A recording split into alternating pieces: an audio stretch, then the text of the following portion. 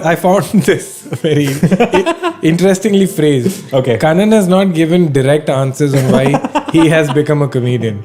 Or a comedian. Yeah. Not an author. No. This comes to the author thing also, but Kanan has not given direct answers on why he became a comedian. Then I also thought, I would like my lawyer to be yeah, that I don't know. I know you love jokes and you love the act, Yeah. but as you said, I've heard you more saying you want to write books and movies more than.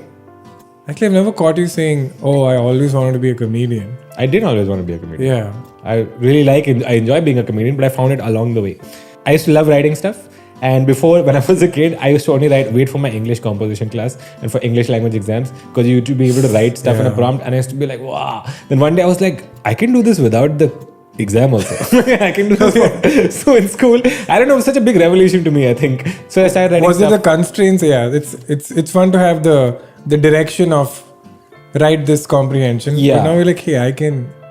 Sometimes you don't know whether you're allowed to do the things that you're forced to do also. Yeah. If there's a lot of careers that I didn't know we were allowed to take besides engineering. Yeah. So, when someone is a lawyer, I was like, you can be a lawyer also. Yeah. Wow. And what you say is true. Like in school, you're so used to being told what to do. Yeah. In my entrance, I won't call it exam, test for my painting college. Yeah. The question was draw or paint anything. And literally for the first 10 minutes, everybody was like, anything? And everybody was just like looking around and very few of us just started. Yeah. And when he was like, wait, is it landscape? Is it?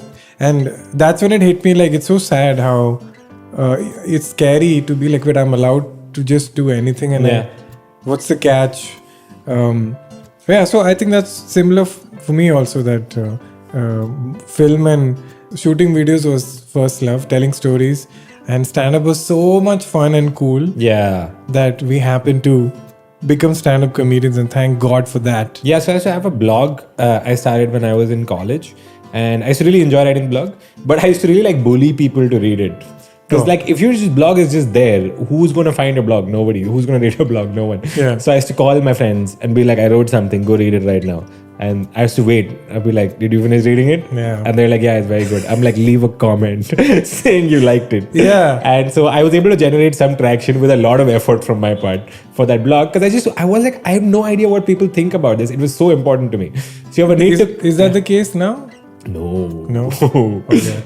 It's a part of the case, but you have the need to create and the need to, be validated on what you've made. Yeah. And so the need for validation was on par at the point. Yeah. And so it was pretty exhausting. I was like, I love writing this stuff, but it's so much effort to make people read it. Yeah. And if they read it and don't comment, I'm looking at my Google Analytics. I'm like, I know 400 people read this today. Why is only one comment?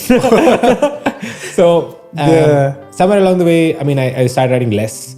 And I found stand-up. And you know the feeling of going on stage first time stand-up and you suck.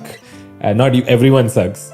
And the first time on stage you're bad, but you panic and maybe you'll do something and they'll laugh. And you're like, it's immediate. I immediately know whether it's good. Yeah. And that was it was so exciting. So, yeah. That's the best and worst part of stand-up, that it's the instant gratification is so instant that it ruins all other professions. Yeah. So all comedians have this pattern where they kind of do other stuff, but they always come back to stand-up because they're like, dude, I just needed a quick way to experiment with this thought. I get the response. Everybody's happy. I can go home. Yeah. Versus writing a movie and you might see the reaction a year later. That is if you sit in the theater with the audience. Yeah. If you have the privilege of having it released.